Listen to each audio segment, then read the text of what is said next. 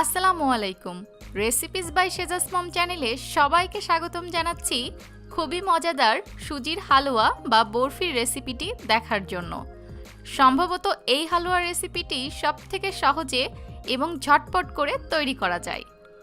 আর যেহেতু খুব অল্প কিছু উপকরণে এই হালুয়াটা তৈরি করা হয়, তাই এটা তৈরিতে ঝামেলাও অনেক কম, খেতেও অনেক মজা। হালুয়াটা তৈরি করার জন্য প্রথমেই চুলায় একটি পাত্র বসিয়ে ৩ টেবিল চামচ ঘি হালকা গরম করে নিব।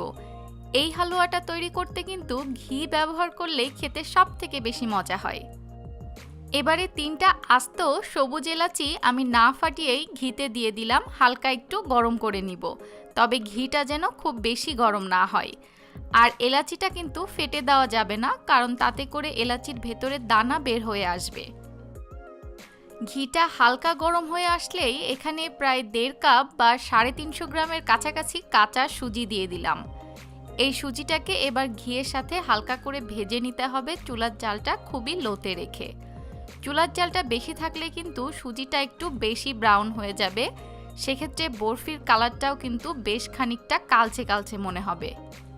তাই চুলার জালটা বেশ লোতে রেখেই ঘিয়ের সাথে সুজিটাকে ভেজে নিতে হবে, সুজিটা বেশ খানিকটা ঝরঝরে হয়ে আসা পর্যন্ত। বাজারে বেশ অনেক ধরনেরই মোটা কিংবা চিকন দানার সুজি কিনতে পাওয়া যায়। সুজি ভাজতে সময়টা সুজির বিভিন্ন ধরনের কোয়ালিটির উপর নির্ভর করে একটু কম বেশি লাগবে। সুজি হালকা ভাজা হয়ে গেলে এবার এখানে ৩ কাপ বা প্রায় ৭৫০ ml হালকা কুসুম গরম দুধ দিয়ে দিলাম সুজিটাকে রান্না করার জন্য। রান্নাটার জন্য দুধ বা পানি যেটাই ব্যবহার করেন, হালকা গরম ব্যবহার করলে কিন্তু সুজিটা আর দলা পেকে যাবে না।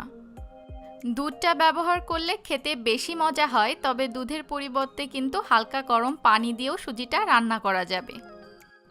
আর সুজিটা সেদ্ধ হয়ে যাওয়ার পরে আমি এখানে ১ কাপ চিনি ব্যবহার করছি, সাথে ১ চিমটি পরিমাণ লবণ। আমার আম্মু সবসময় বলে যে কোনো মিষ্টি খাবারে সামান্য একটু লবণ ব্যবহার করলে মিষ্টির ব্যালেন্সটা খুব সুন্দর মতো হয়।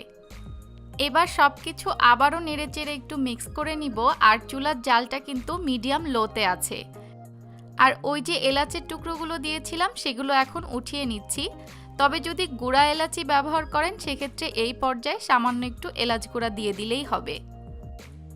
যে কোনো মিষ্টি জাতীয় খাবারেই কিন্তু চিনিটা জিনিসটা সেদ্ধ হয়ে যাওয়ার পরে অ্যাড করলে সেদ্ধ হতে অনেক কম সময় নেয়, তাই আমি চিনিটা এখানে পরে ব্যবহার করেছি।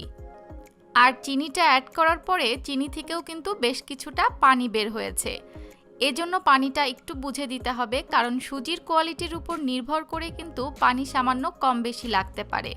তবে পরবর্তীতে শেষের দিকেও যদি সুজিটা সেদ্ধ না হয় সেক্ষেত্রে হালকা গরম পানি আবারও অ্যাড করা যাবে। প্রায় শেষের দিকে এখানে আরও ২ টেবিল চামচ ঘি অ্যাড করছি। শেষের দিকে ঘিটা দিয়ে একটু নেড়েচেড়ে নামিয়ে নিলে কিন্তু ঘিয়ের ফ্লেভারটা খুব ভালো মতো পাওয়া যায়। যদি এটাকে হালুয়া হিসেবেই খেতে চান তাহলে এরকম পর্যায়ে একটু নরম নরম থাকতেই নামিয়ে নিতে হবে। তবে আজকে যেহেতু আমি এটাকে দিয়ে বরফি বানাবো, তাই এটাকে আরও একটু টাইট করে নিব। মিডিয়াম লো হিটেই আরও একটু নাড়তে নাড়তে যখন প্যানের গা থেকে সুজির হালুয়াটা এভাবে ছেড়ে উঠে আসছে, তখনই বুঝতে হবে এটা বরফি তৈরির জন্য একদম রেডি। যে পাত্রে বরফিটাকে সেট করব, রান্না হয়ে যাওয়ার সঙ্গে সঙ্গে সে পাত্রে নামিয়ে সেট করে নিতে হবে।